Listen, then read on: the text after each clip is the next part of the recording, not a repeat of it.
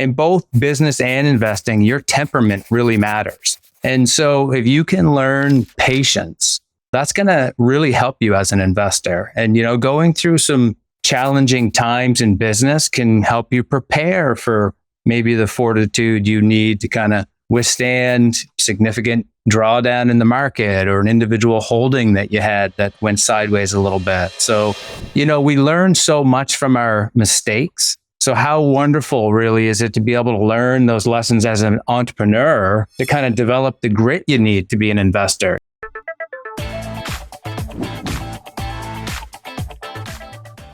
Before we dive into the video, if you've been enjoying the show, be sure to click the subscribe button below so you never miss an episode. It's a free and easy way to support us, and we'd really appreciate it. Thank you so much.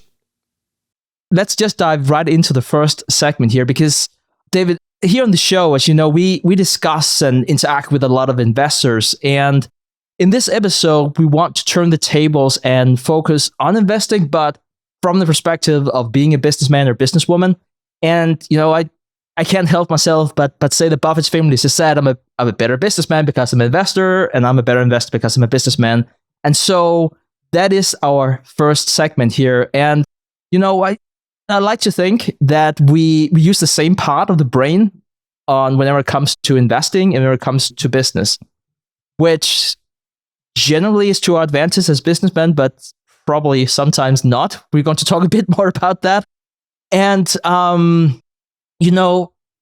we have a lot of these conversations here in our mastermind community, and I kind of felt we should open it up here to the entire TIP community, because one thing I very much appreciate about our community is that there's a lot of business owners in the community, and I really hope this doesn't come across as if you don't own your own business, you're not a good investor or anything like that. That's the very opposite.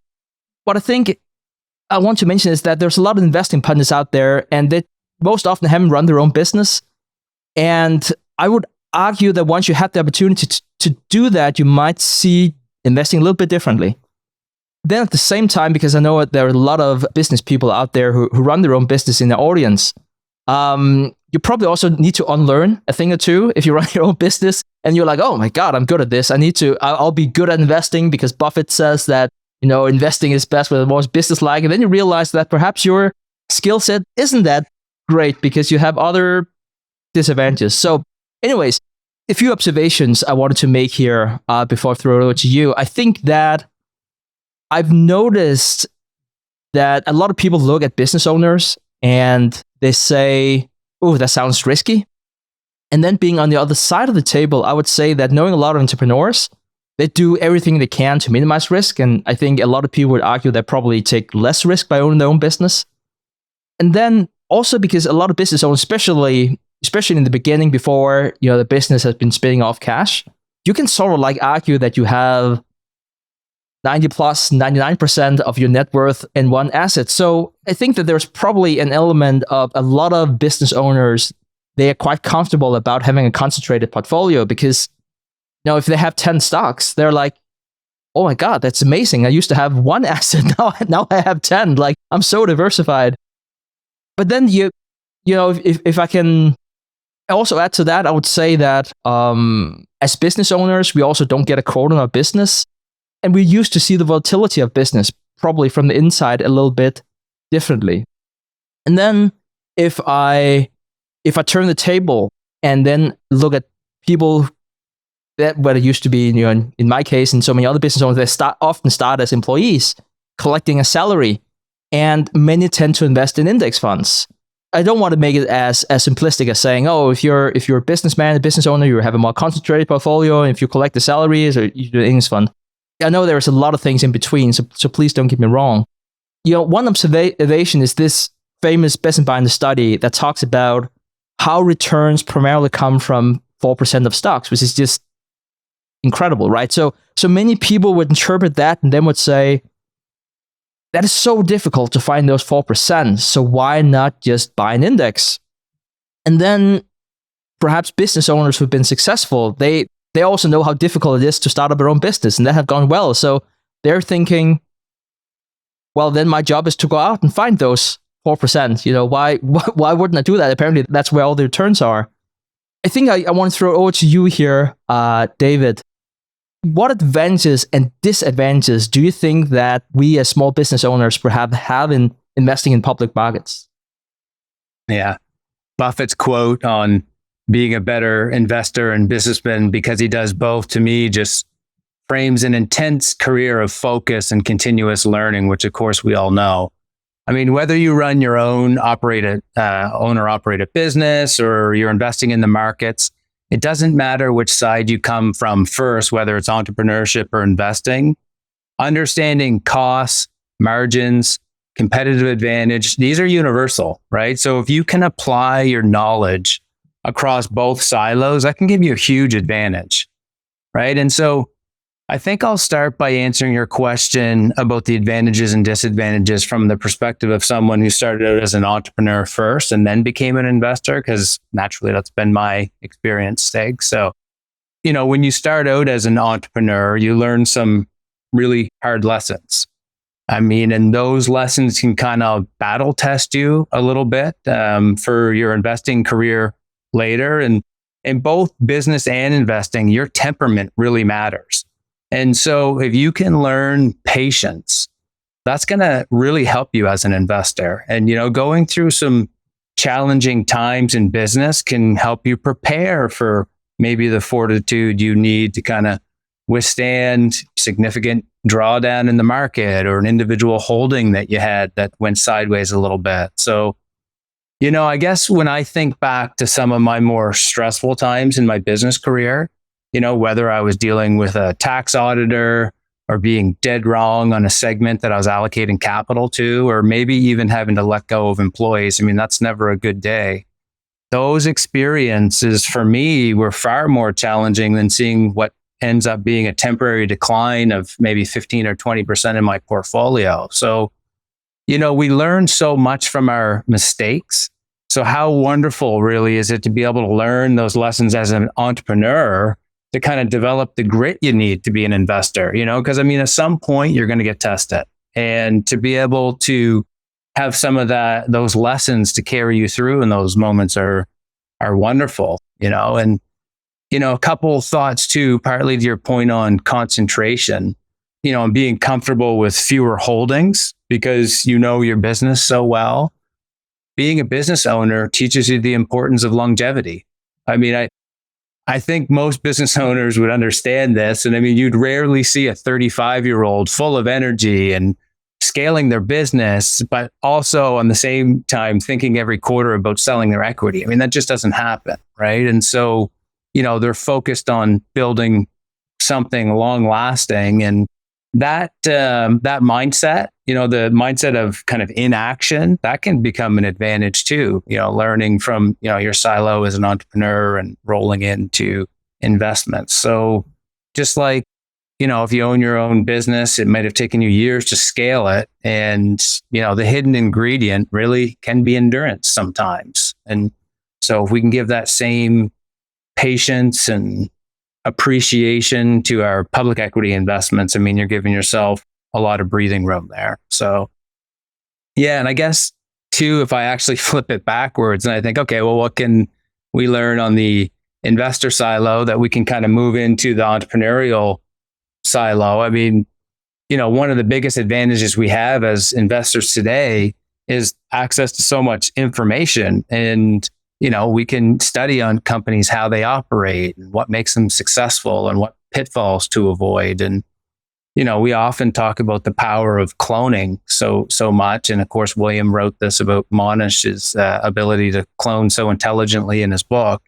Imagine if you're running a trucking and transportation company, and, how great is it to be able to study companies like Old Dominion or TFI International? You can read their investor presentations, study their financials. You can pick up clues on what they're doing and how you can apply that to your own business. And, as you know, Stig, I run a small accounting firm here in Canada.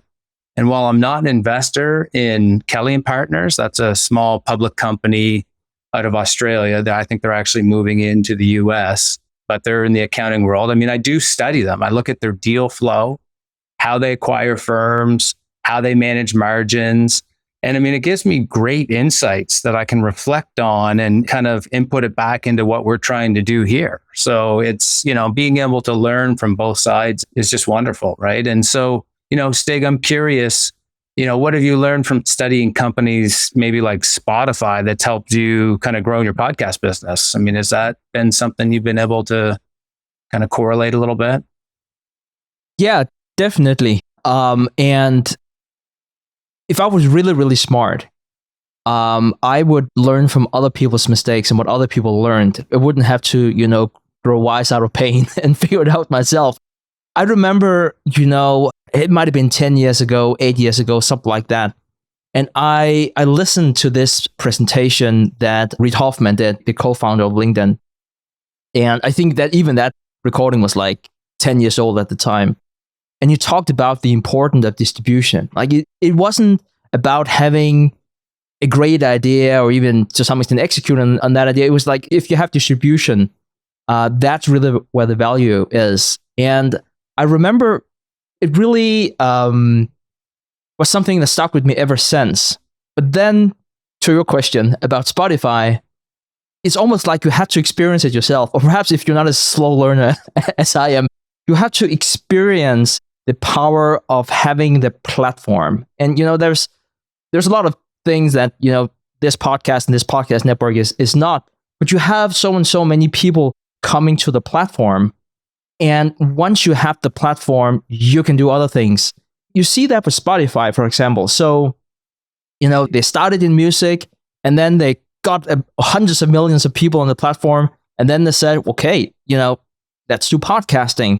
And then they completely changed the podcasting sector, which is also one of the reasons why I invested in them in the first place, because I saw what was going on. And I could see why they would be the industry standard. And then they said, well, we have all of these people. Let's set up a new vertical. Okay, let's do audiobooks. Sort of makes sense. You have music, you have podcasts, your audiobooks. And now, they're doing all these tests with education. And they learned that through actually from some of the creators that they have, because creators are so used to put different things behind the paywall. So like, okay, could we then do another type of a subscription and then you get access to this extra and then people would come to Spotify and they could sort of like be the toll road. And so you can just think of all the things that a platform like Spotify can do, even though I came for the podcast part. But then you see what's going on. And so I think you can learn a lot from that.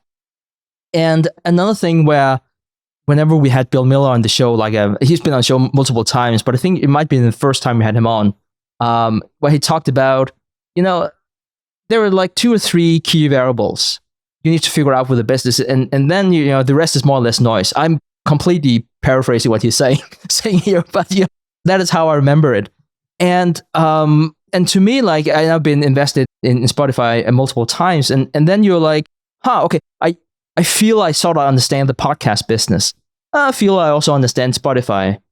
And then it's just like, it stuck with me, like that Bill Miller quote that I completely butchered, where I talked on the show about figuring out what that is. And I think to some extent, I'm not saying that, I'm the only person in the world who know the key metrics of Spotify. I think it's out there in the public space, but I think it's very interesting once you look at this from a perspective of a business owner and a businessman. It feels a little bit different. Whereas whenever I started, I had more like the analyst cap on, where it was like, okay, I'm going to track revenue and I'm going to check, track profits. And I guess that's what it's all about. And you're like, well, there are so many of those other metrics that's just not in GAAP accounting. And so, yeah, I guess those are my ramblings on that, David.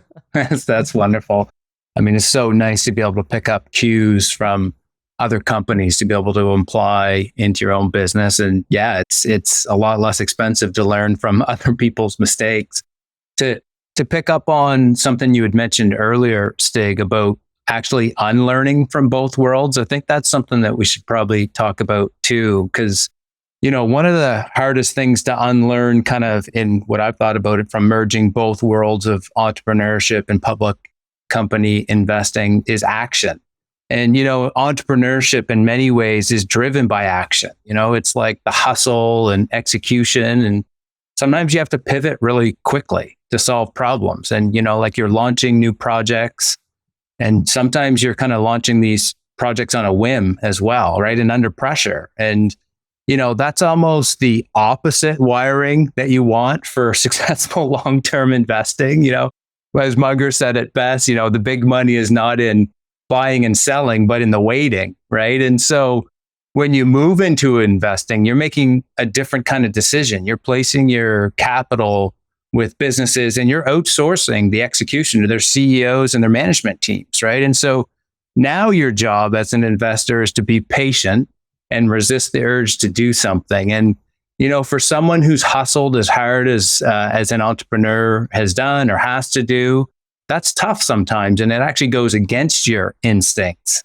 And so, that's one thing. And then the other thing I would say you have to kind of unlearn, or maybe to manage when you're kind of merging both worlds, is the risk mindset.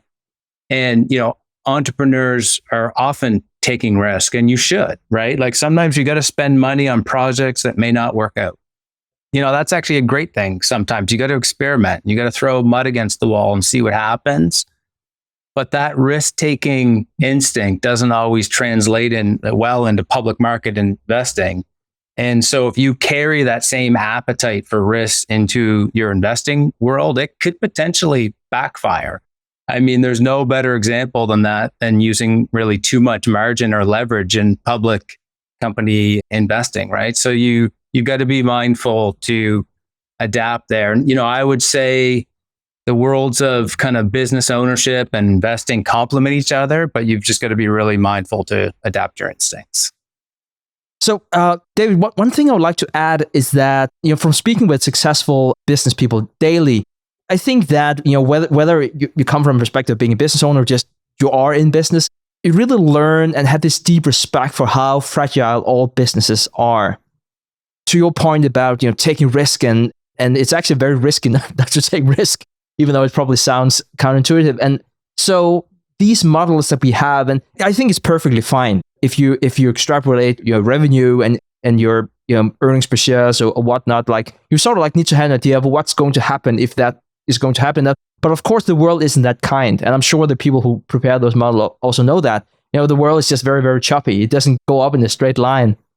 And so Carnegie had this wonderful principle of put all your eggs in one basket, then watch the basket carefully. And I don't necessarily know if I don't want this to sound like an endorsement of just own one stock. That's not at all what I'm saying. But I do think that there is something to be said about watching your basket very carefully. And so I think as business owners, you probably have this assessed need. I probably shouldn't say we as business owners, because I kind of feel like I'll be dragging you down, David, to my level. So I can probably just speak to myself. But I think some business owners, definitely in my case, I think that being used to having control, and then go into public markets where you don't have any control, at least with the amount of money that I'm moving around, it's not like Buffett is calling me, asking me for directions for Berkshire Hathaway or anything like that. I'm sure if you have a lot of money and you invest in smaller companies, it might be different, but you don't have any control in public markets. And I find that to be liberating and frustrating at the same time. So it's liberating because you know that having control is time consuming and the buck stops with you. And that can sometimes be annoying. But then at the same time, the wonderful thing about the buck stops with you is that you have control. And then all of a sudden you're watching from the sideline and you see the CEO do something ridiculous. You're like, yeah, you can sell. But perhaps the market also thinks it's ridiculous and it just tanked 20%. And you're like, should I take that loss, or is it temporary? Or like, so it's one of those things where you just like, yeah, hate the game, not the player type of thing. So I think there's an element of that. And the other thing I would also say is that I feel sometimes that people who have let's call it a conventional corporate job, sometimes I feel they have different advantages. Because from running my own business, I think I sometimes have too high standards whenever it comes to management look, in various listed companies of how they should behave. And the irony is that whenever I meet, different community members or whatnot, I can't help myself but like quiz them about the business they're in. So regardless of what kind of line of business they're in, I'm just curious about business models and then many of them are telling me, oh no, you shouldn't invest in this business. Like management is terrible. This is terrible. And so I sometimes feel like people with a corporate job have a higher tolerance for poor management because they've seen companies thrive even with poor management. So sometimes it's just easier for them to pull the trigger, whereas I sometimes feel like I'm just way too lazy whenever it comes to that, because I set very, very high standards whenever it comes to management integrity, and then, sometimes you still get disappointed. I want to throw it to you again here, David.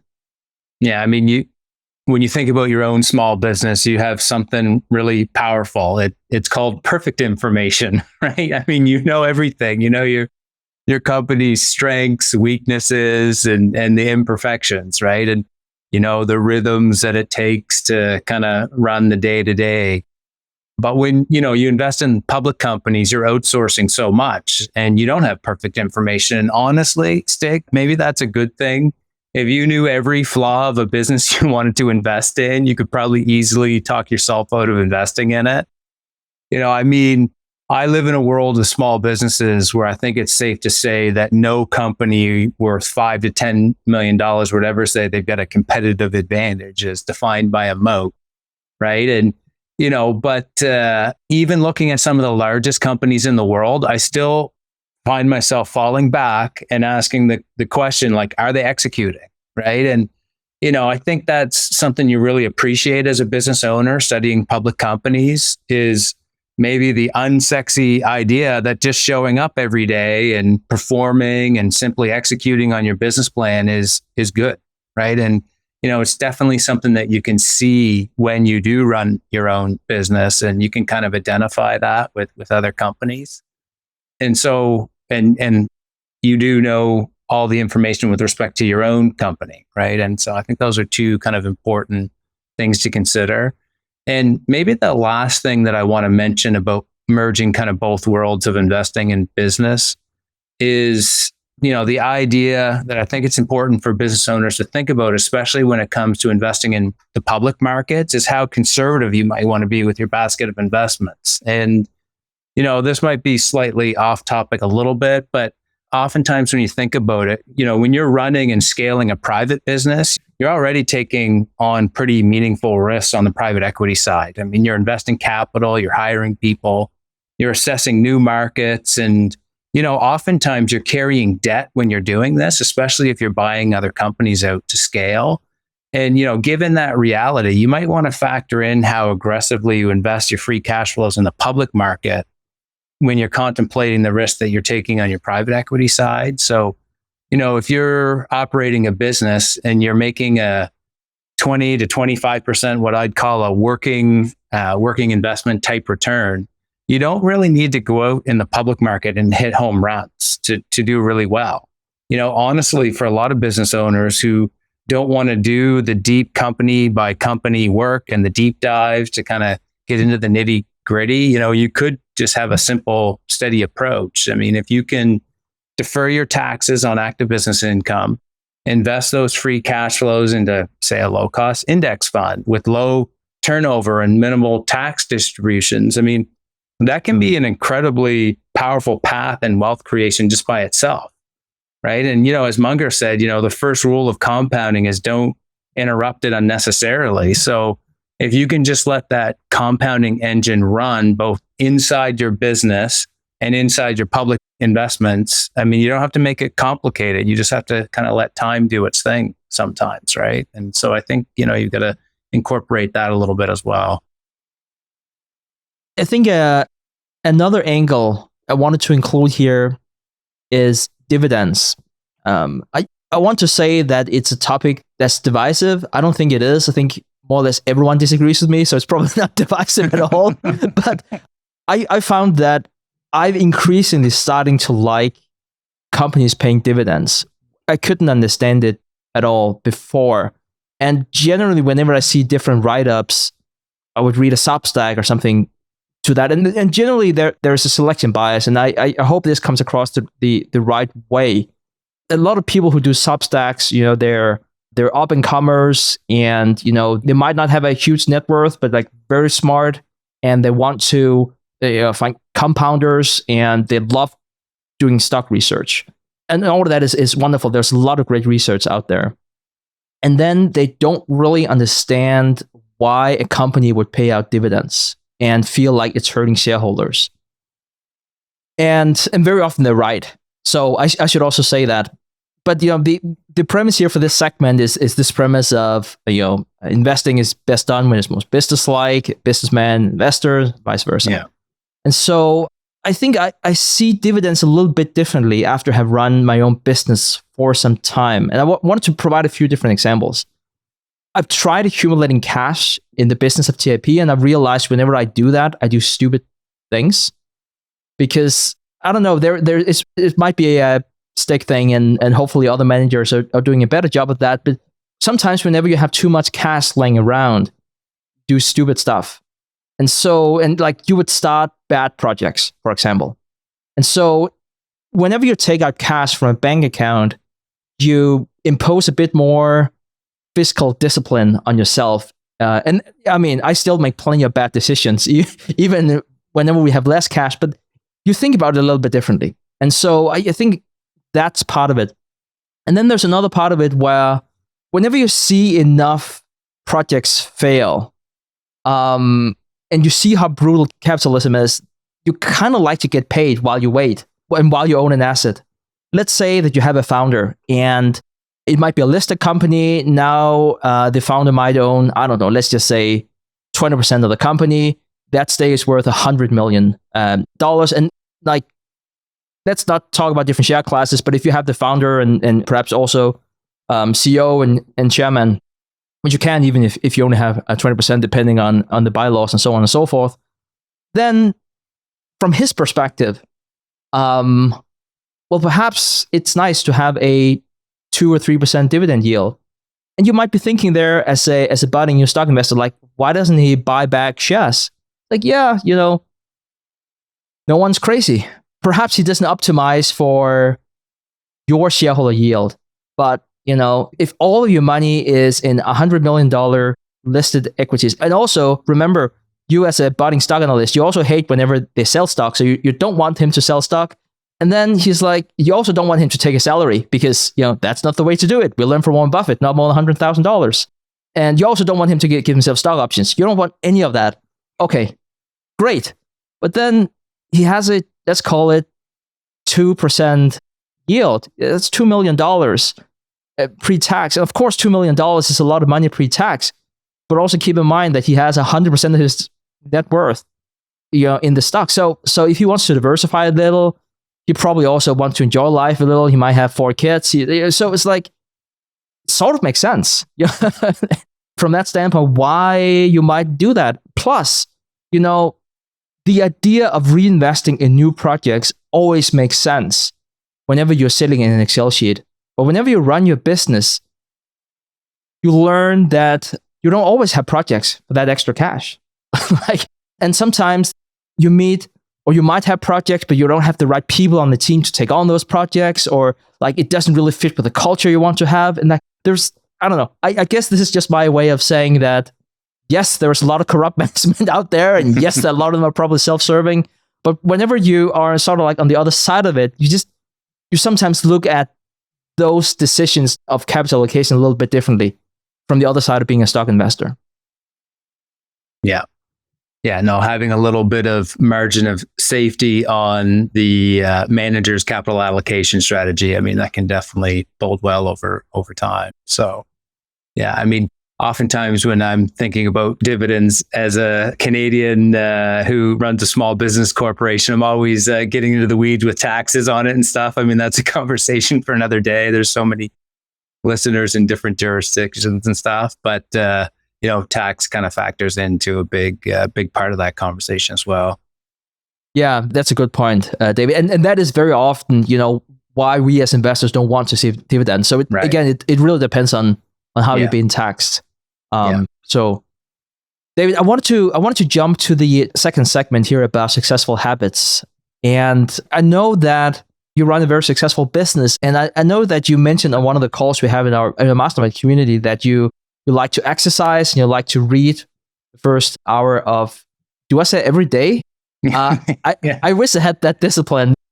Could you talk more about your habits? It's very inspiring. Yeah, sure.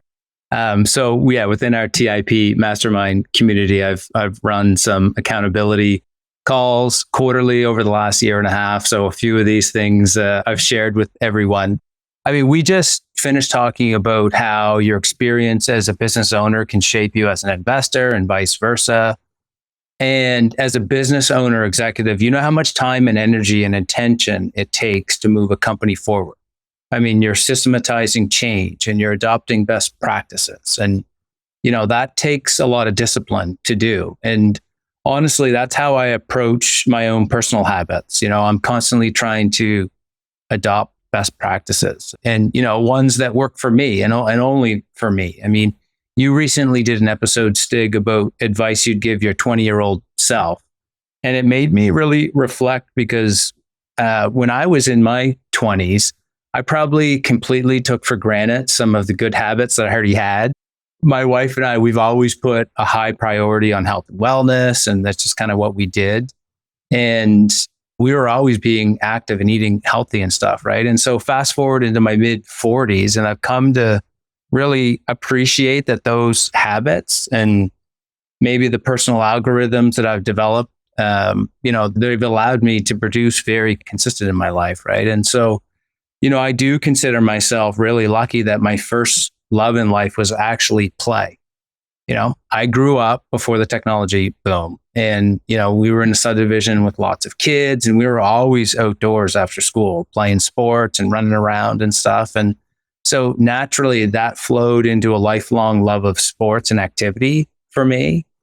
And, I'm not an expert in many things. And it's funny how the older you get, you kind of realize that, but I do know what I need for the algorithms that work for me. And, I believe that you can get your personal flywheel spinning in either direction, forward or backwards. And I just put a really high priority on keeping my flywheel spinning in the right direction. Right. And, no, I'm not perfect and I don't hold myself to some ideal that I'm 100% compliant on my habits and stuff. But if you can get some things consistently right, maybe with an 80% confidence, that's what I would say is a worthy habit. Right. And one of the first things that I ever shared with Clay when I joined the TIP mastermind community was that I lived a balanced life of work, family, exercise, and spirit. And I know without bias that I'm directionally correct with this. And, we often talk about financial compounding, but the same is true for our habits. They compound, both the good ones and the bad ones. Right. And, so of course there's some off days, there's travel and family commitments and, stuff happens. But, just to kind of drill down to my specific habits. And I know you've shared yours internally with our mastermind community, but I'll just give you a quick rundown of some of my highest confidence habits, just to give you a little bit of kind of how I structure my day. I do wake up around 6 o'clock every morning. I use that first hour of the day to journal, read, and write. We're fortunate to have a beautiful home gym in our house. So I just walk downstairs at 7 a.m. and I'm working out for 30 to 40 minutes. And I drink a lot of water during that time, eat a solid breakfast, and I get to my desk around 8:15. And, on a side note, Mr. Warren Buffett and I do have one thing in common, and probably the only thing we'll ever have in common is that we both have a 5-minute drive to the office. And so for me, that's worth its weight in gold. I don't take for granted the infrastructure that I enjoy, right? And that's also part of your flywheel, right? Is how you can structure things properly. And, naturally getting up at 6 a.m, I'm to bed around 10:30 or so most nights. And, honestly, I think sleeping well can be a superpower in life. And, that is a habit in itself. And I try to optimize for it. And, I'm probably boring the listeners right now because this is like kind of basic, simple stuff, but that's kind of the point of it, really. I mean, I optimize for sleeping well. I exercise every day. I eat healthy enough so that when I don't eat healthy, I don't even think about it. And, I try to do something for my spirit every day. And that's the one that's been probably the toughest for me to build an algorithm around. It's taken me a long time to kind of get that one right. But for a bunch of years now, I've been meditating around 2:30 in the afternoon for about 20 minutes. And when I get that right, I come out of that meditation and I feel like I've started a brand new day. And for me, it's like warping time. It kind of resets me and it reshapes the rest of my afternoon. And, by no means am I going to claim to be an expert in meditation. It's still very much a work in progress for me. But when I do settle in and get it right, it's wonderful, right? And here into my mid 40s, the big thing I've learned that it's never just one or two habits that make a difference. It's really the aggregation of all your habits. And no, you don't want to become a robot, but you do want to be directionally correct with your consistency. And just like running a business, consistency can create winners. And I think it's important, right? And so for me, I'm always just trying to strive for balance in that regard. That is absolutely amazing, David. I wish I had that discipline. One of the community members and a good friend of mine, Thomas, he once said to me, "If you don't waste hours, you're going to waste years." And I found that to be extremely helpful, partly because I sometimes need an excuse for being efficient. So it's sort of like a way of saying, "Oh my God, that's probably because I'm not going to waste years." But I do think that Thomas is right, that you want to avoid being in a negative spiral where you're so busy that you don't have time to question if you spend your time the right way. And so one way I would go about this is I would go for a walk. I think some people generously call it walking meditation. I don't necessarily know if I'm on that level, but there is something to be said about going home or walking home from work. And I should say that I don't have a 5-minute drive like you, David. I have a 5-second walk from my bedroom to my office. So after I'm done with the day, I actually go for a walk, sort of like to walk home from work. Then I feel I can be a better version of myself and a better husband, and I can be present, because otherwise there's just business going on in my head. So I go for a walk just short of an hour after work, so going back home from work. And reflecting on what did I achieve that day, what should I achieve tomorrow, start planning the day for tomorrow, and type that up. Jim Rohn once said that you're the average of the 5 people you spend the most time with, and I really could not agree with him more. And one of my favorite things about being a host of this show is having the opportunity to connect with high-quality, like-minded people in the value investing community. Each year, we host live, in-person events in Omaha and New York City for our TIP Mastermind community, giving our members that exact opportunity.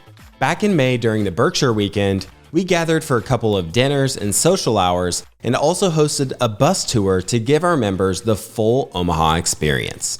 And in the second weekend of October 2025, we'll be getting together in New York City for 2 dinners and socials, as well as exploring the city and gathering at the Vanderbilt One Observatory.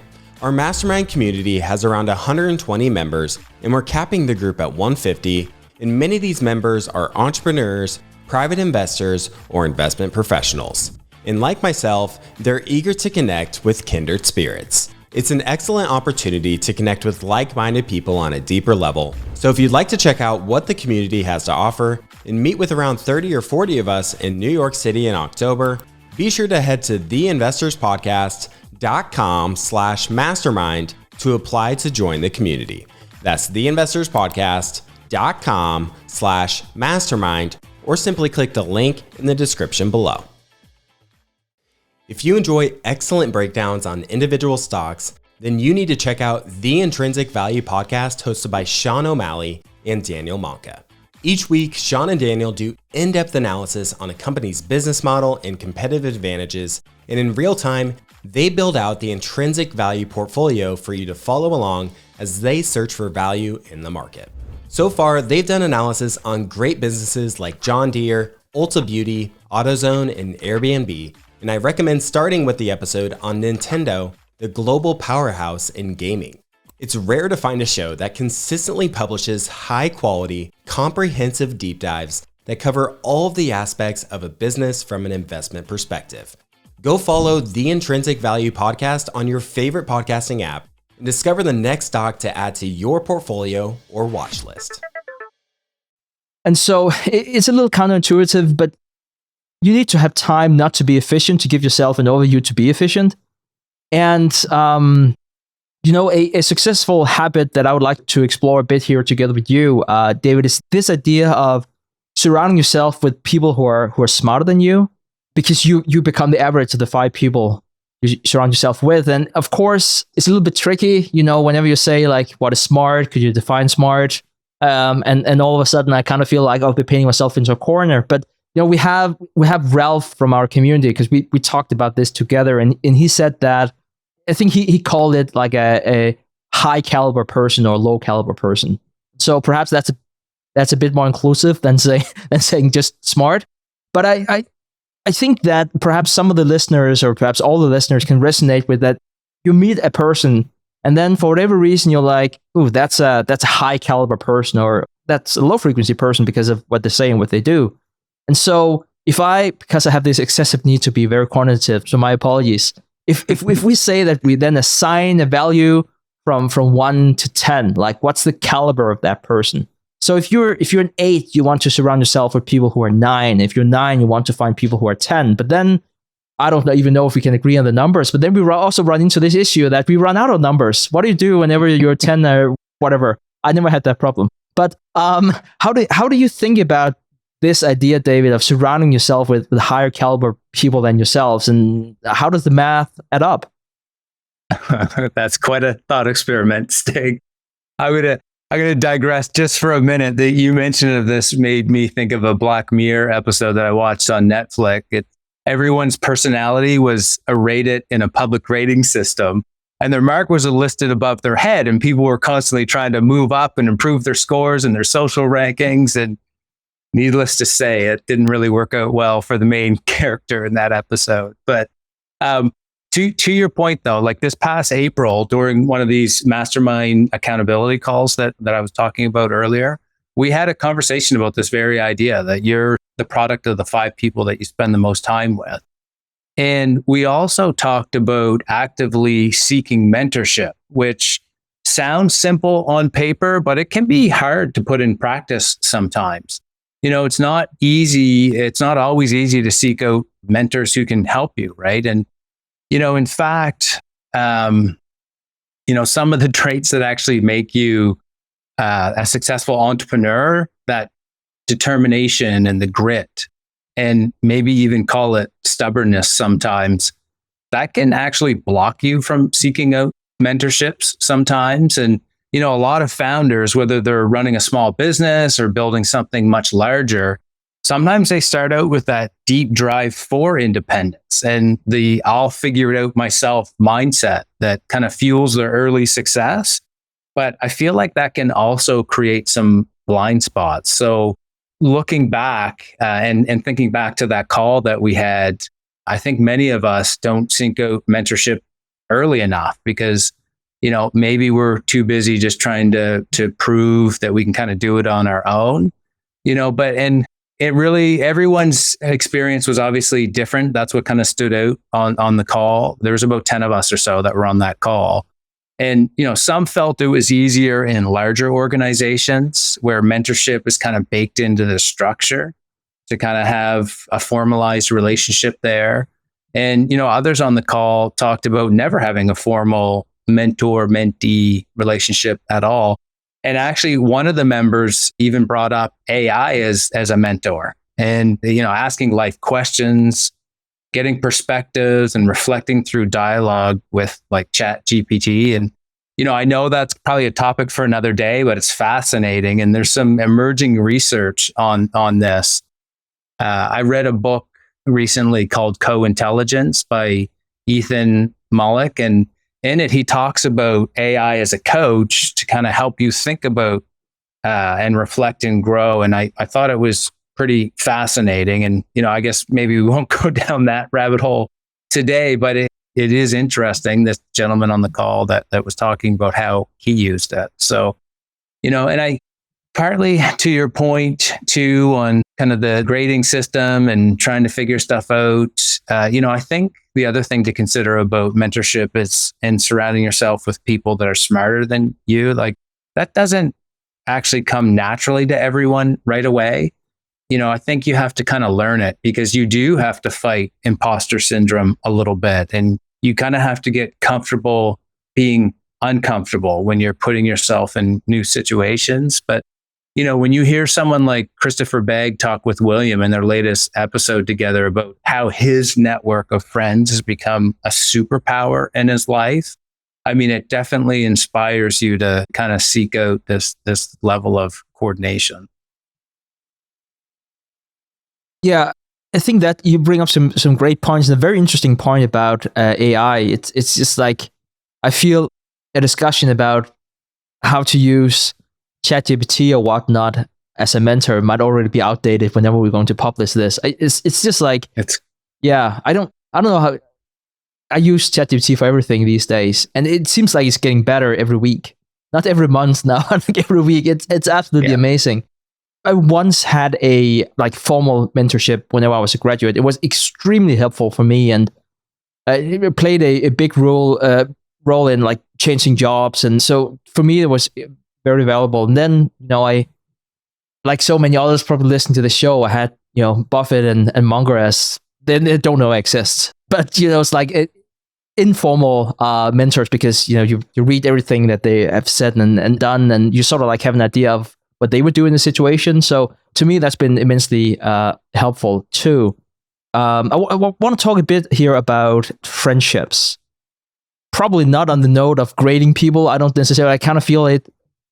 My example came across a bit more transactional probably than I wanted it. But my point is about friendships is that I think that I've become a bit more pragmatic because I used to think that it was better to have friends from the time whenever you grew up because there were more pure friendships. And I'll be the first to say, if you do have that, I think it's wonderful. So please don't get me wrong as I'm going to say something different here perhaps, or it's going to sound different. I also think it really depends on what kind of friendships and relationship you want to have. And so let me give you a mental model here. So say that you are a footballer and you want to play at the best team in the world. Say you want to play for Liverpool FC. I refuse to say PSG for anyone listening to the show, and 99% people have no clue why I would refer PSG and what we're talking about. And it's not the best team in the world. Anyways, what are the odds that Liverpool is going to win the next Champions League only with local players? It just won't happen, at least not the way football is today. And so you need to look outside of your local pond to compete on a world-class level.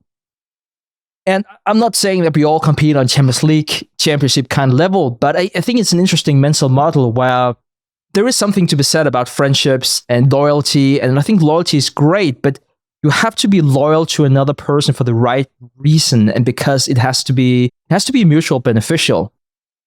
And most relationships in life are there for a reason or a season and not for a lifetime. And I would just encourage people to think that's perfectly fine. And whenever I say mutual beneficial, I'm not talking about it from a money changing hands kind of way. But from whenever you meet up with your friends, you should both leave with this positive energy and looking forward to seeing your friend again. And not feel like, oh, I just checked off a box of, oh, I'm so grounded and I hang out with my, the kids from the block whenever I grew up. And so now, I reset the counter to 0, and then in another month from now, I'm going to reset the counter again, even if you haven't enjoyed it and they haven't enjoyed it. Because you feel that there's some kind of moral obligation to do so. Believe me, I made the mistake myself. So that's why I'm saying this. And so it sounds beautiful to have the same friends throughout your lifetime. But let me give you another perspective. Life is like a long train ride. Like you stop from time to time to pick up different passengers who want to be a part of your journey. And then sometimes you also stop and some of those people jump off. And it's not because of a fallout. Could be, but most often it's not because of a fallout. It's just you're no longer on the same journey. Perhaps you chose a different journey. Perhaps your friend wanted to be on another train, and that's perfectly fine because, the best things in life come from compounding. And if you're lucky enough to find someone who wants to be part of your journey through life, that's amazing. And if not, that's also kind of fine. So anyways, to me, that has been very helpful to think about friendships that way. Yeah. Friends for a reason, a season, and a lifetime. That's definitely a mental model that people can grab onto. As you know, Stig, my wife and I have been together for a very long time, almost 30 years. And of course, we're not the same people at 46 as we are at 16. And, but the one thing we've managed to get right, and it's kind of helped us weather all the natural up and downs in any relationship, is that we've grown together at roughly the same times and the same pace in life. And, as you mature, you start to understand yourself so much better. And I think it's that deeper understanding that naturally starts guiding who you want to spend time with in your life. And you do want to surround yourself by people who are congruent with your values in your life. And, sometimes that can be your childhood friends and business associates, and maybe sometimes it may not be. I mean, it's a little bit like your train analogy. We're all kind of moving around, and eventually we meet up with people that are in sync in the direction that we're going, right? And, if we rewind back to where we started off this podcast about being a better business owner makes you a better investor and vice versa. Well, another trait for both of those realms is the desire to be a continuous learner. And so, when you've committed to continuous learning, naturally you're going to grow, and you're going to probably want to connect with people that are on kind of that same path with you, right? And maybe a bit of a side note, Stig, but is when we get older, I think being a little less competitive can actually be a good thing as well. And that will actually open the door for connections with people. And I'll give you a little bit of a backstory for this. I mean, when I was in my 20s, when someone new would show up to play basketball with our men's group, I'd always make sure I stepped up my game and I went at them really hard and as hard as I could. And surprise, surprise, that didn't really win me many friends. And it wasn't really until I moved away and found myself as the new guy in another men's group that I realized just how bad that energy was. And let me be clear, men's basketball in rural Nova Scotia, it wouldn't even qualify for the G League halftime show. So what I was really doing was blocking potential relationships with like-minded people because of ego, right? And to be honest, I probably carried some of that mentality into my early business career. That sense of competitiveness. I mean, it's great for some things, but it could actually cost you as well. And, when I look back and kind of reflect, it probably did cost me some mental energy that I could have used elsewhere, and maybe even a few meaningful relationships with like-minded people, right? And so, as I've gotten older, I've tried to really think about being a little more vulnerable in life, and kind of that shift away from always needing to win to kind of slowing down and listening a bit more and being vulnerable. It's been interesting to see kind of how it's played out. David, I'm going to put you on the spot here. I can't help myself. And I'm going to reference a bunch of different calls we had people didn't tune into. So it's kind of like unfair, but I do remember we had a call where we talked about financial independence. And one thing that stuck with me was that you said that once you reach your financial goals, it's really all about your why. I just think that was such a brilliant observation. I think I've said that multiple times here on the show. It's been such a big part of my journey. Like, I just burningly wanted to become financial independent. And that feeling and achieving that feeling and the opportunities and so on and so forth. But it also brings you a myriad of different questions you never had before. Like, I was probably naive, I'm probably still naive, but I remember thinking, whenever I hit this number, I'm never going to have a care in the world anymore. Like, of course, the world isn't that kind. Like, you hit a certain number and you have different problems. This is just the name of the game. And, I feel I've been on this journey with different friends. This was actually something we talked about here before we hit record, where, you meet old friends, new friends on this path to financial independence. And it's just very interesting to see what happens to yourself, but also to other people whenever they achieve whatever the number is. Most people, they lose their drive. They set a goal, they achieved it, and then they stop. And they say, you only have one life. Why spend it on working if you don't need to? Of course, then you also have other people who say, you only have one life, so why wouldn't you spend doing that and changing the world, or at least your own small pocket of the world? And there's a self-selection there, of course, because whenever you achieve a financial independence at a certain age, it's typically because you have that competitive side of you. It's fun to compete. It's fun to win. And most people are just not smart enough to compete in such a brutal world of capitalism and do that part-time. And then you have this thing where even if they can, like they perhaps don't signal the right thing to their team. Oh, I'm just doing this part-time, but you're supposed to do this full-time. It's like, So there are a lot of different threads we can pull from this, David. So I think I want to throw it over to you and sort of like here, what is your why? Let's start with that. There's so many different paths to financial independence, right? And you know, when you're working towards it, it can feel like a destination. But if you love the game of business and investing, and Stig, I've heard you say this many times, your natural state is always thinking about wealth creation, right? And so I think when you become financially independent, it's only prudent to ask yourself why. You know, what is it all for? You know, I was listening to your recent conversation with Monish, which aired during the Berkshire weekend, and he shared in that episode that he was financially independent at 34 years old. And like so many of the greats in business and investing world, I mean, building wealth past financial independence, that really isn't the goal. It's just a byproduct of what they love to do, right? And so when you've reached that stage, I think it's important to ask yourself what comes next. Like I've heard you say many times, Stig, that your steady state is always thinking about wealth creation. And, you know, while I've reached financial independence myself, I'm certainly not a steward of, you know, significant wealth, but I do think about what that stewardship would look like in the future. How would I manage it? What kind of legacy would I want to leave behind? And, you know, there's a mental model that I think about often.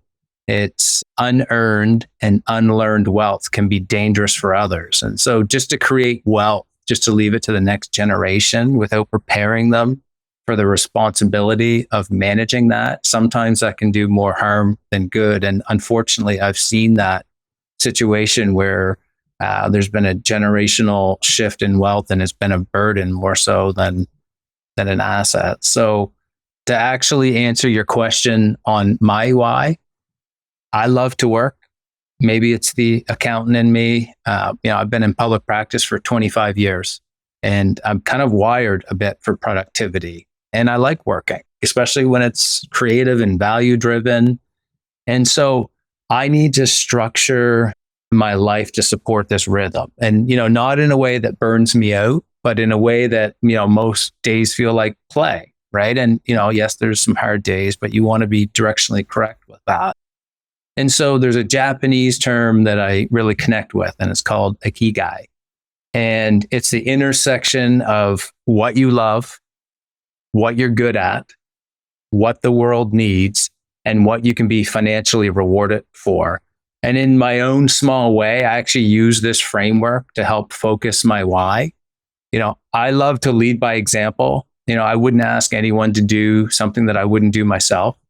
I like to teach others about wealth creation and what good financial habits can do, especially when someone's starting off with a zero balance in life. You know, that really gets me excited. And I'm deeply rooted in the Canadian small business world, you know, helping people understand how to execute their business structures and corporate and personal tax planning and how to build their own path towards financial independence. So, you know, over the past 2 decades, I've worked with hundreds of clients, and the clients that I've been able to lead them on their path to prosperity, those are the relationships that have given me the most satisfaction in my career. And, you know, really in a nutshell, that's my why.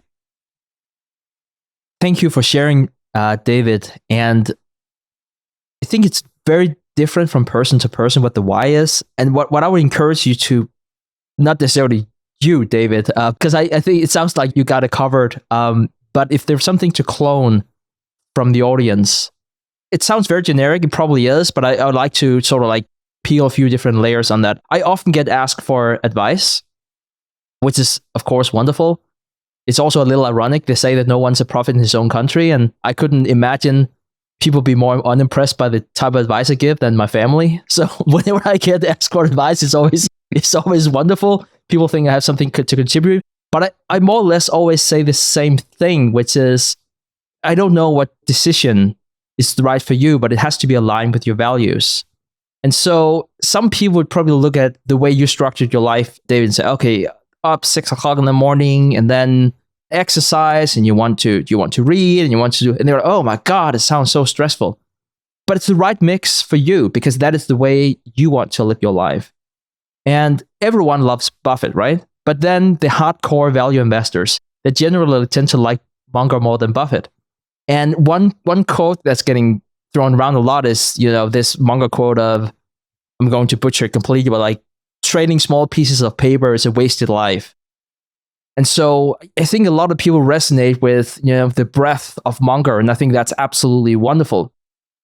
And then they look at Buffett, it's like, didn't he really, shouldn't he be spending more time with his kids, or isn't he too much of a one-string banjo just sitting there reading 10Ks and Moody's and whatever? I don't necessarily think I need to defend Buffett, so please don't get me wrong. Again, he had no clue who I am. I don't think Buffett wakes up in the morning and thinks, oh my God, if only I was as interested in architecture like my friend Charlie, or if I would build my own boat. I don't think he wakes up thinking like it. I think he's 100% aligned with his inner scorecard, living a life that's true to his values. And so whenever I get asked for advice, and also why I asked you, David, about your whys, it goes back to this idea of how are you aligned with your values? And if I don't know your values, I can't tell you what to do. But that's key here. And it's probably quite easy to look at different successful people and then say, this person, there's probably also an element of sour grapes there. Yeah, but he doesn't live a good life like I do because, well, perhaps you're right. Perhaps that is a deeply broken, terrible person, or perhaps that person just have different values than you. Not because he's not enlightened enough, or not just because, no, he's just wired a little bit different than you. And that's why he's still super happy living a different life than you. And so it's going to sound a bit like a cliche. One point in time, I'm going to try to start a sentence without saying it's going to sound like a cliche. But it didn't happen this time, David. But, I sort of look at this through the lens of optimizing for happiness, which I think we all do to a large extent, even though we might not think about it like that. And, some people would say, I work hard to make sure I can give my kids, I don't know, $10 million, the time I'm not here. Or they might say, I'm doing this, and then I make sure to give all the money away because I don't want to spoil my kids. Or perhaps Buffett said it best when he talks about giving his kids enough money to do anything but not nothing. And so the idea of optimizing for happiness is also why, I would have friends who say, I reached my number, why would I ever work? And why I have other friends who say, I have so much money, so why wouldn't I continue working? This is so much fun. It's all a part of the idea of optimizing for happiness. A big part of my why is I really enjoy being on this metaphorical journey with wonderful people. And so, we get wonderful applications from people who have been listening to the show in college, and then they, right out of a very, very nice Ivy League school, they want to join TIP. And I've always said no. I should also say we didn't have a professor from Howard who wanted to join the team. But I believe that all good things in life come from compounding, and the same goes from relationships. So, whenever I hired Claire or Kyle, I hope they would stay with TIP for at least a decade and way longer. It was the same thing whenever, William joined the team. And I know that the world isn't always that kind, and you're not going to work for decades with wonderful people always, but that is the mindset I go into my why with, from the professional and from the personal side. And so, William taught me this wonderful mental model of don't work with friends before you're 40 and then only work with friends after you're 40. And I think that there is, like everything that William says, there's an element of wisdom there, a huge element of wisdom there. And so that is just something that financial independence allows you to do. How do you look at that framework, David? Yeah, sure. It's funny how we use dates and milestones to kind of anchor wholesale changes in our lives. Daniel Pink actually talks about this in a book that he wrote about when, the secrets of perfect timing. And I guess maybe it's no surprise, Stig, that you're thinking about this because you just turned 40, right? And, you're maybe reflecting through that lens. So a couple things to unpack here. First, the notion of not working with friends before 40. I feel like that's almost the opposite of how things work in smaller communities. I mean, in many cases, those early personal relationships that you have are the ones that open up the doors for opportunities for you in the first place, right? But eventually, what we really want to do is kind of build aligned relationships with people, right? And, we want to work with people who we can build a high degree of confidence with. And that can only be built from trust and from time, right? And, trust is a form of compounding. Like you said, like wonderful relationships and like anything that compounds it, you can't rush it. And most people have probably likely heard of the concept of the trust bank. You build it up by showing up and keeping commitments and hitting milestones together.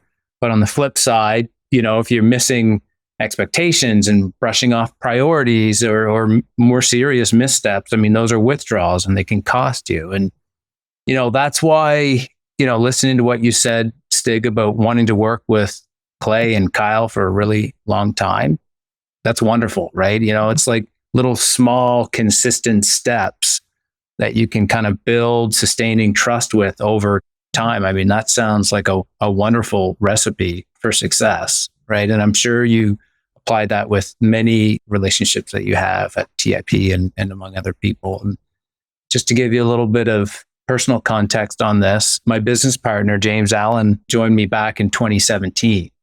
And he had just moved back to the area. And, we had worked on a few small engagements together while he was with another accounting firm.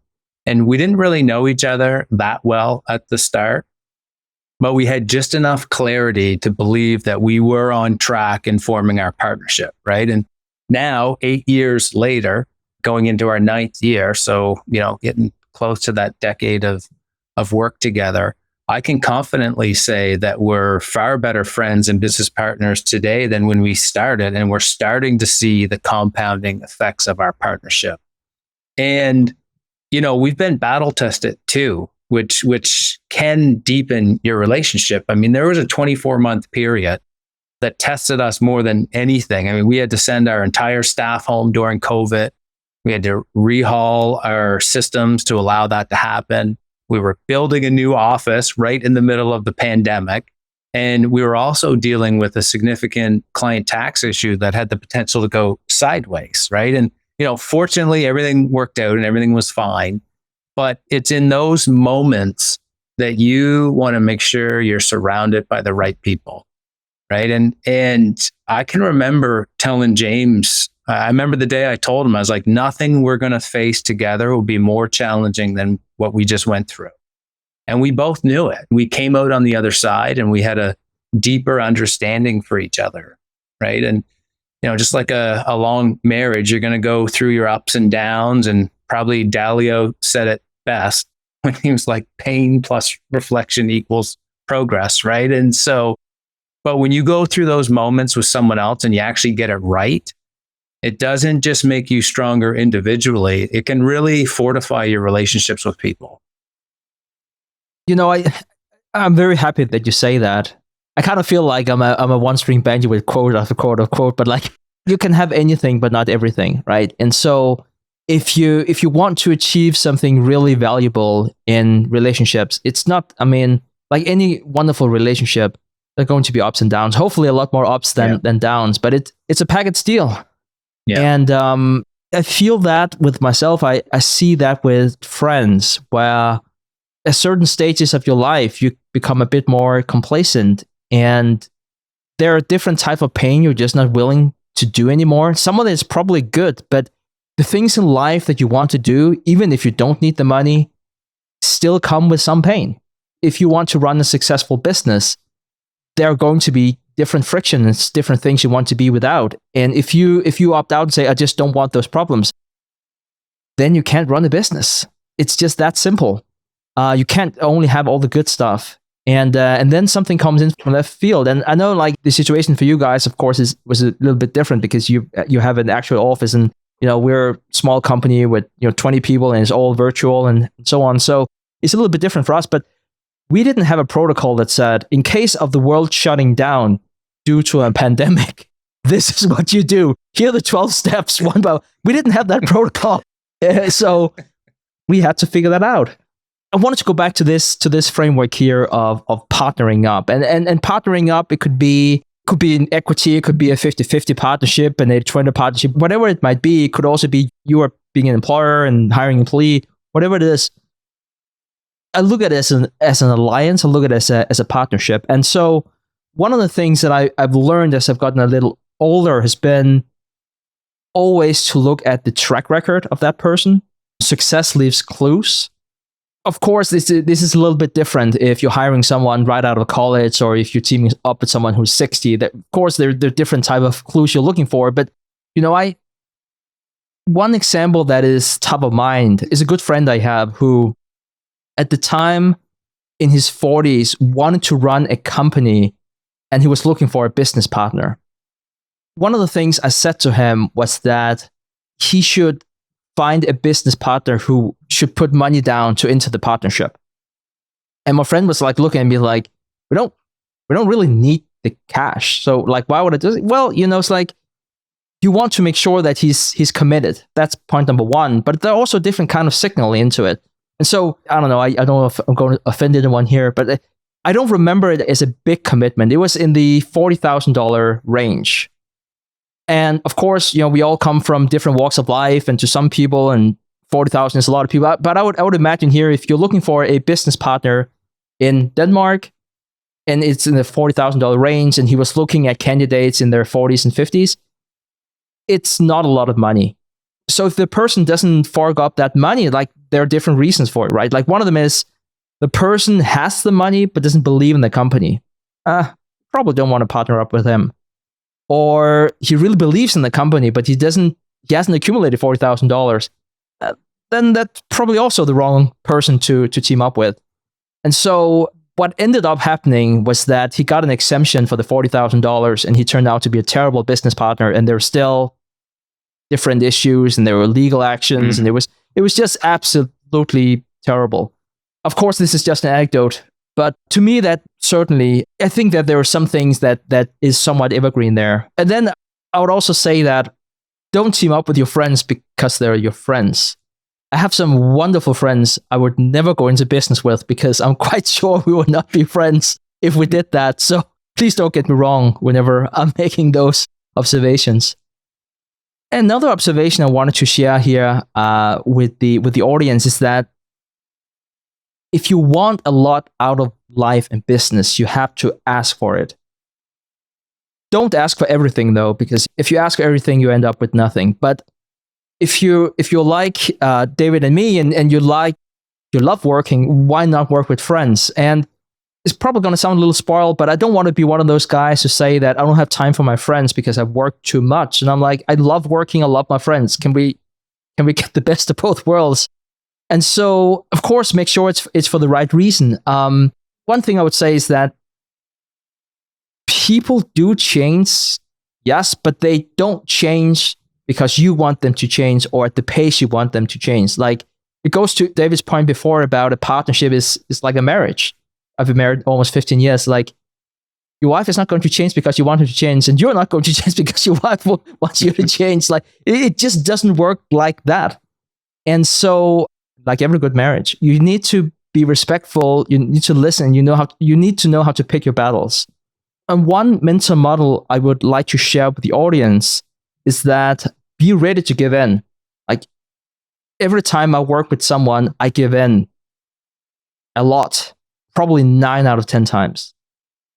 And of course, whenever you have that approach, you also need to make sure that you partner up with high caliber people who don't exploit it. But there are different ways you can sort of like identify those people. But I want to give you 3 scenarios here. Like, so why do I give in so much whenever I work with other people if we have different opinion? Well, your partner's idea might be better than yours. That is definitely possible, especially in my case. It could also be that your ideas are equally good. But if it's your partner who are executing on it and the idea is equally good, I can guarantee you that you should follow your partner's idea because he's, after all, the guy executing. And then there's also the situation where your idea is still better, but then your partner still has to execute it. So if it's only a little bit better, you're going to get up with a better result for both of you if you give in. And then, of course, you have this 1 out of 10 times where you just have such a high conviction that you're right. And then if you find the right caliber of business partner, you know that he's going to or she's going to disagree and commit. And that's really where you are being tested. And if you find the right person, that is exactly what's going to happen. Yeah. Leadership and relationships, they can be complicated, can't they? Right? Like, if you want someone to take real ownership of their work, and sometimes, you just have to sprinkle a little bit of pixie dust, and then you need to step back and just let them own it. Right. And yes, it might not be 100% of the way that you would have had it done, but if it's 80% is quote unquote as good as you imagined it, well, that's still 100% on something you didn't have to execute on. And to me, that's actually worth a lot. Right. And another thing to kind of unpack here a bit too, Stig, is you brought up a great point about going into business with someone who maybe hasn't organized their financial life. That's a huge red flag. It's like watching a fitness coach who doesn't work out. Most exercise leaders, they're the ones that are developing the content. They can perform the movements themselves. I mean, you got to be an exemplar of the lifestyle that you're promoting, right? So, if you're considering going into business and partnering up with someone and maybe they've never saved, or they're living beyond their means, or maybe they don't understand how leverage works, or one of my personal favorites, maybe they haven't filed their tax return in 3 and 4 years. I mean, there's no debate that you've got to make an automatic no there when you're developing these relationships and roles and responsibilities, right? And as we talked about earlier, I mean, our habits, both good and bad, they're super strong. And, it's no surprising that your friend had a rough experience, right? Trying to do that. Like you said, I mean, people aren't going to change for you. They have to come to the conclusion that they're going to change themselves, right? And, I think what makes it easier for anyone to team up later in life with someone isn't that you know them so much better. It's that you actually know yourself a lot better, and you know what you need in a relationship to make it successful, right? And I think that awareness helps you clearly recognize what you're looking for in others. And then, kind of divvying up roles and responsibilities and all of that stuff. So, in a slightly different line of thinking, but on the topic of working with others, I mean, one of the models that we use at our firm is helping people find their superpower, right? I mean, we want to discover what makes someone tick, what they love to do. And we want to help move people from what feels like a job to something that feels like fulfillment, right? And it's kind of like letting your winners ride in your portfolio. I mean, if a person is really good at something and they love it, you don't want to interrupt it. You just want to give them more of it and you want to let it grow, right? And, I often say that you love your kids for different reasons. I mean, you love them for what makes them special, not because they're the same, right? And I think that same mindset is great for leadership. And, finding each person's superpower, if you can find each person's superpower, feed them a lot of it and let them thrive, that's going to be fantastic. I mean, of course, it sounds great on paper. You don't always get it right. And, to be honest, I still sometimes wrestle with the idea of building integrated teams with different personalities and stuff. And so leadership can be really tough, right? And as your network grows with people that you're connected with and stuff, and, some of the leadership philosophies out there say you need a diverse mix of people to cross balance perspectives within your organization. And, but in a highly systemized world like accounting, in our own business, we've got about 25 people or so. I've found that bringing in someone who's overly free-spirited and non-routine can create some challenges. So, Stig, our teams are actually very similar in size. So I'll throw this back to you. I mean, have you ever thought about hiring someone who is great, but who just operates completely different than the rest of the team? Yeah, we have one of those. His name is William. I knew you were going to say that one. But that's been absolutely wonderful. I don't think there's like a one size fits all type solution to that. I think it's very important that you have the same values, though. You still need to have the same values, even if you operate very differently. If you don't have the same values, it's going to be tricky. And luckily, William has the same values, so it's not difficult at all. It really depends on what kind of life you want to live.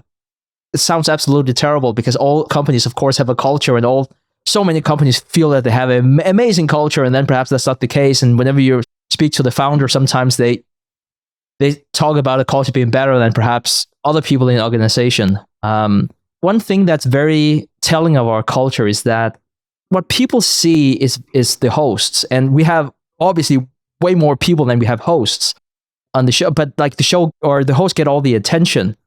And so it's very important to have a culture, at least it is for me, where we don't work with big egos. It's just not fun. And then it also depends on what is it that you're optimizing for.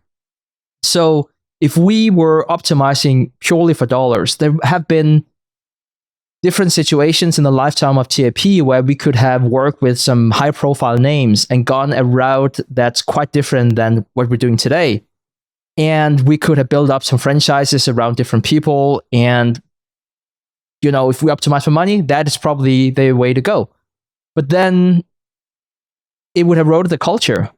And we optimize for a wonderful culture. And so we do different things on the team that's absolutely ridiculous from a profit maximization standpoint. Like one of the things we do, for example, is that we have the support team rate the host from a scale from 1 to 5. And then we literally have a company handbook where it talks about if the hosts are not nice to work with, they can't be a part of the team.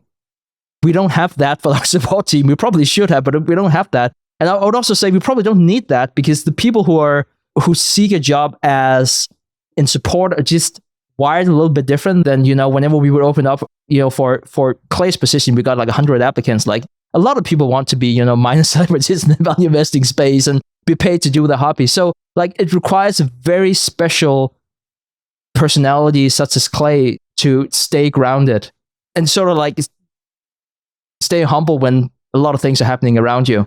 I kind of feel like I was trying to avoid saying a lot of different things there in what I said before, but it's really important. And so to answer your question, and not just in the cheeky way of saying, yeah, we have one of those, his name is William.